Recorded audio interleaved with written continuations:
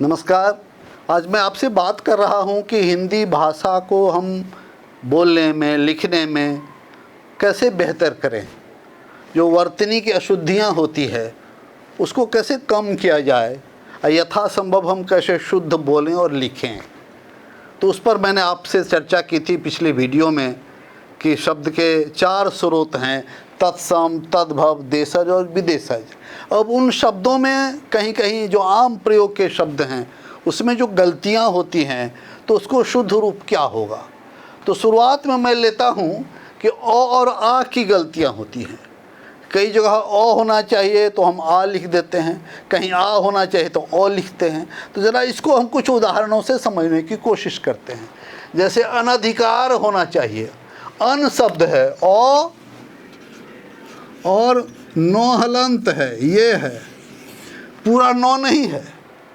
इसलिए अन में जब अधिकार लगेगा, ये उपसर्ग है, अधिकार शब्द है, अधिकार में पहले लग गया अन, तो अन में चूंकि नौ हलंत है इसलिए अनाधिकार नहीं होगा, अनधिकार होगा। तो ये गलत है, ये सही है। इसमें प्रायः गलतियां हम लोगों से भी होती रहती हैं। हम लोग देखते हैं अनाधिकार चेष्टा कर रहा है, अनाधिकार नहीं, अनधिकार, नौ में आकार नहीं होगा। दूसरा ये आध्यात्म, आध्यात्मिक शब्द होता है लेकिन आध्यात्मिक शब्द बना है अध्यात्म से, ओ से, यहाँ ओ होगा। हम लोग आ बोलते हैं तो आ नहीं बोल के ओ कहना है, ओ लिखना है।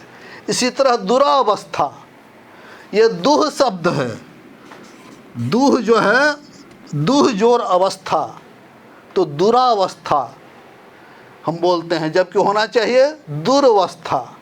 दुह जोर अवस्था है तो दुर्वस्था।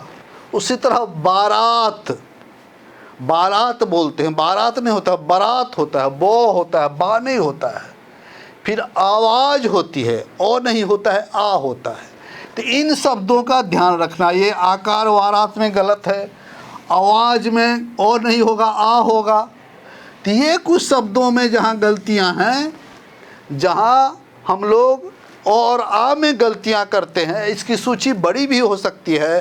तो ऐसी सूची आप भी बना सकते हैं कि कहाँ कहाँ हमसे गलतियाँ होती है, कहाँ कहाँ ठीक करेंगे, और बार बार अभ्यास करके हम उसको सुधार सकते हैं।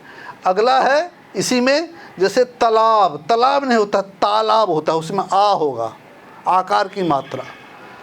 पाजामा नहीं, पाजामा, ये विदेशी शब्द है पाजामा। बाजार, बहुत लोग महाराज बोल देता है, महाराज नहीं होता है, महाराज। और महात्म नहीं होकर के महात्म्य होगा, यहाँ अध्यात्म होगा और यहाँ महात्म्य होगा। तो इन चीज़ों पर यदि हम गौर करेंगे तो वर्तनी की अशुद्धियाँ कम हो सकती हैं। उसी तरह ई और ई की मात्रा पर मैं आया।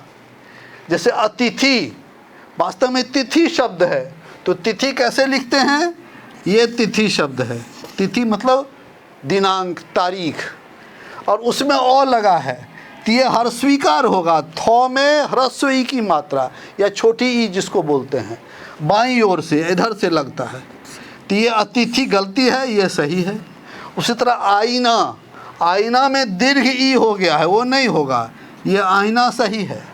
आदि, ये आदि जो है ना, वो जो सब्जी में आती है आदि, आदि और मिर्च, वो आदि हो जाएगी। लेकिन हम आदि माने ढेर सारा, किसी भी वस्तु के संज्ञा के इतने तो उदाहरण है आदि, तो आदि माने आरंभ भी होता है। तो ये जो है ना आदि काल से, प्राचीन काल से, तो ये दो ह्रस्व ईकार होगा इसमें।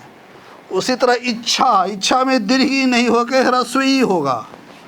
उन्नति में त्रो में हर्ष ई की मात्रा होगी, उपाधि में ह्रस्व ई की मात्रा होगी। ये सारी कुछ सूची मैंने आपके सामने रखा है जिससे आप पकड़ सकते हैं कि ह्रस्व ई में, दीर्घ ई में, ओ में और आ में क्या प्रयोग करें। कुछ उदाहरण और मैं देना चाहता हूँ। अब जैसे श्रीमती है तो श्रीमान से बना हो,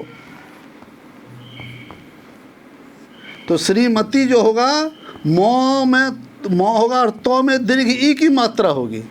हम लोग कई बार मति मतलब बुद्धि, एक मति शब्द अलग है, मो तो में ह्रस्वी की मात्रा, इसका मतलब बुद्धि होता है।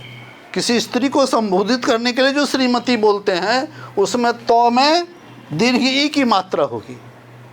तो इन सब बातों को हमें ध्यान रखना पड़ेगा कि कहाँ ह्रस्व होगा, कहाँ दीर्घ होगा, कैसे हम उसको लेंगे।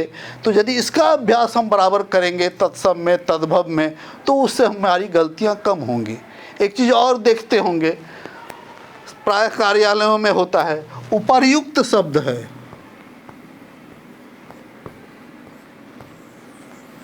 तो इसमें भी प्राय लोग गलतियां करते हैं। एक बात और ध्यान रखने का है, जैसे तो और तो मिलकर के ऐसे भी नहीं लिखा जाता है, तो को ऐसे लिखते हैं हम लोग छापे में, तो ये तो संयुक्त हुआ, तो इसका ध्यान रखना है। फिर रॉ का एक आता है, रॉ में ऐसे भी लिखते हैं लोग, तो ये दीर्घ ऊकार हुआ, दो मात्रा हुई, ह्रस्व ई और दीर्घ ई, वैसे ही ह्रस्व ऊ दीर्घ ऊ। तो दीर्घ ऊ है, जैसे रुपया लिखेंगे, अब प्रायः लोगों को रुपये में गलती होता है, लोग लिखते हैं ऐसे रुपये। मैं आपसे आग्रह करूंगा कि नोट आपके पास जेब में रहता होगा, उसको निकाल करके देखिए, इस तरह से नहीं लिखा रहता है। और रू जो होता है ह्रस्व ऐसे होता है, ये ह्रस्व हुआ, जहाँ ऐसे लगा दिए भले इधर ही क्यों न घुमा हो, ये दीर्घ ऊ माना जाता है। तो ये सही है और ये गलत है। दूसरा रॉ को लेकर के क्या है, जैसे कर्म लिखते हैं तो क लिखे, मो के ऊपर रेफ, ऐसे ही देखते आशीर्वाद,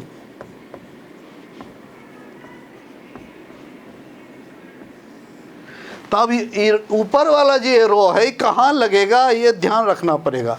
जैसे कर्म, रो यहाँ बीच में आ रहा है बोलने में, कर्म रो मो को रो मो, तो यहाँ इसके ऊपर लगेगा। आसीर रो यहाँ लग रहा है, तो जहाँ रो बोलेंगे उसके बाद वाले के ऊपर ये रेफ होता है।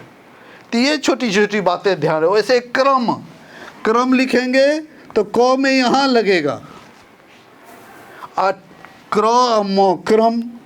राष्ट्र लिखेंगे तो रो आकार, मूर्धन्य सो, तो इसमें रो ऐसे लगता है।